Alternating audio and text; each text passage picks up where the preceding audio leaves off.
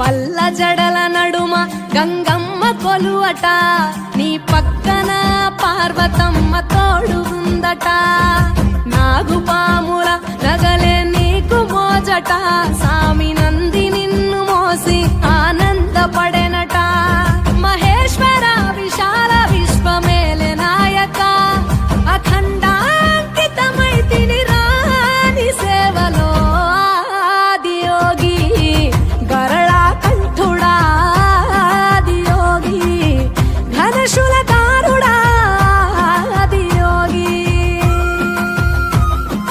పల్ల జడల నడుమ గంగమ్మ కొలువట, నీ పక్కన పార్వతమ్మ తోడు ఉందట.